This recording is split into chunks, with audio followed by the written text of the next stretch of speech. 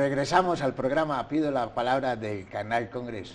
Doctora María del Mar, ¿no será que el doctor Petro y ustedes tienen la suerte de que los enemigos políticos del gobierno no saben hacerlo la oposición?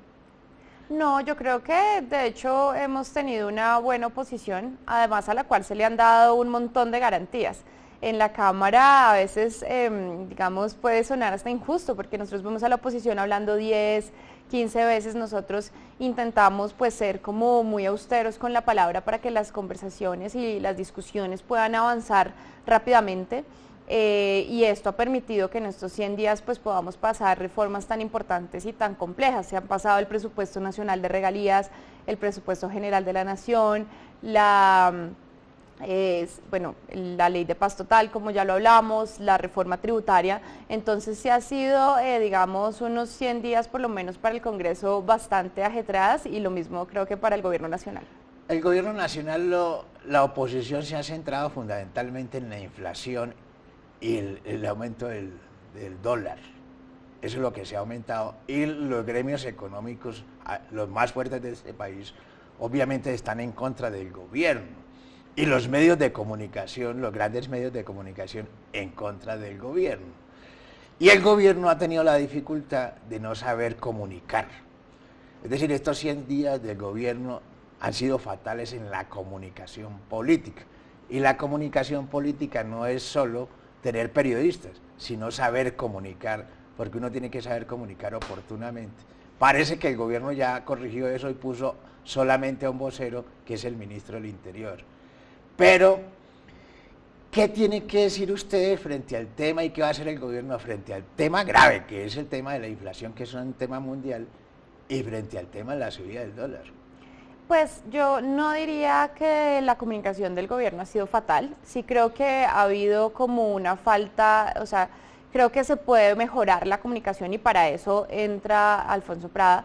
Pero sin embargo, yo creo que al contrario, al gobierno le ha ido bien comunicando, porque es que si tú miras la favorabilidad del presidente Petro en este momento, que llega en algunas encuestas hasta el 60%, lo cual es muy alto, digamos, si comparamos con otros mandatarios, creo que la comunicación no ha estado realmente mal, sobre todo si tú tienes en cuenta, como tú lo dices, que tenemos a muchos gremios en contra, y si tenemos, digamos, a periodistas, a grandes periodistas y a grandes, no solo gremios, sino a los medios en contra, pues si nosotros tenemos eso en cuenta, realmente me parece que no se ha comunicado tan mal. En términos estadísticos es que hay más presidente y menos gabinete.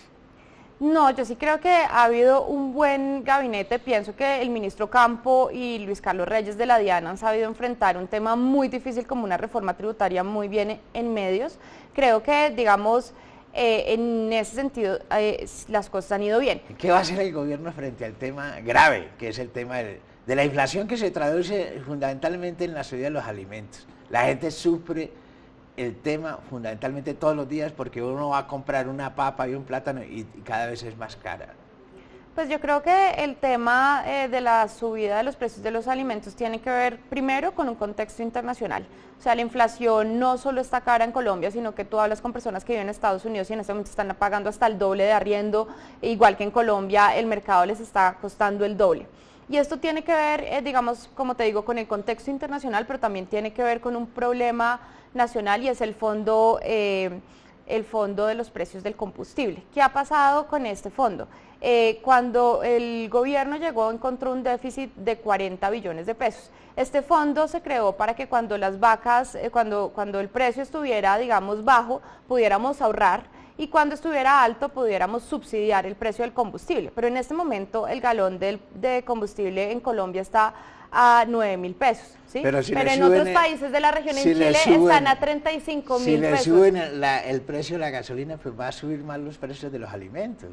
Pero por eso es que era tan importante hacer una reforma tributaria y encontrar fondos económicos para poder seguir subsidiando no solo el combustible, o por lo menos parte del combustible, porque no vamos a poder seguir subsidiándolo por siempre. En este momento están 19.000, por ejemplo en Chile están 35.000, ¿sí? En Brasil, en Uruguay están 25.000. Entonces la cosa es que no vamos a poder seguir subsidiándolo por siempre, porque es que nosotros estamos subsidiando un galón por cada galón que se vende en Colombia. Sin embargo, por eso es que la reforma tributaria y la adición presupuestal era tan importante para hacer unas movidas económicas que nos permitan primero ayudar a subsidiar no solo el combustible, sino también el problema de los servicios públicos. En este momento el tema de la energía es un tema muy complicado, sobre todo, digamos, para los departamentos caribeños. Eso es bueno señalarlo.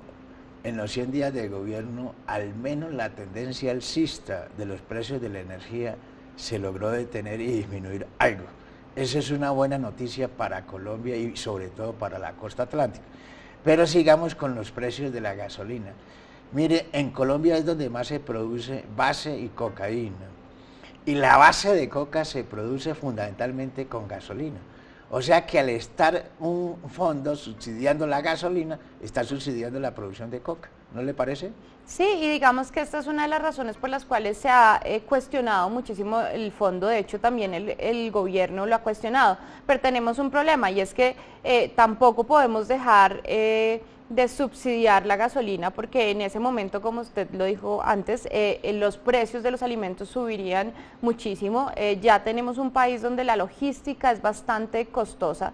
Tenemos, digamos, en la región es uno de los países donde más cuesta transportar la carga, las materias primas al interior del país, sobre todo porque tenemos unas carreteras y una infraestructura muy mala.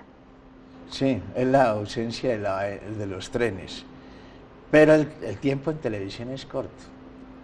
¿Por qué no hacemos un mensaje más positivo a los colombianos que se acerca la Navidad en un país que está totalmente inundado debido a los efectos del cambio climático, además? En el presupuesto general de la Nación se aumentaron 500.000 millones para poder hacer frente a este fenómeno climático que ya sabíamos que venía, que el IDEAM lo había advertido, y de hecho yo me acuerdo un poco, no sé si usted se acuerda, que al presidente Gustavo Petro digamos que se le burlaron un poco los medios cuando empezó a hablar, me acuerdo perfectamente en septiembre, a principios de septiembre, acerca de que teníamos que prepararnos, que económicamente esto iba a ser muy difícil, que íbamos a tener derrumbes como pasó en la época, en el gobierno de Santos, y muchas personas estaban, pues en los medios decían que es que el presidente quería utilizar más plata para burocracia, para mermelada, y ahora estamos viendo que ese dinero que él solicitó para la adaptación al cambio climático, para todos los desastres que estamos viviendo en este momento,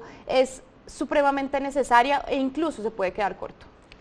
Ah, bueno, pero entonces al menos tenemos un gobierno que protege la vida fundamentalmente, que es lo que está más preocupado el gobierno, de que ojalá no haya más muertes por los desastres naturales. Pero el tiempo se nos acabó, doctora María del Mar. Mil gracias por estar en el programa Pido la Palabra. Mil gracias a todos ustedes por estar aquí en el programa Pido la Palabra del Canal Congreso.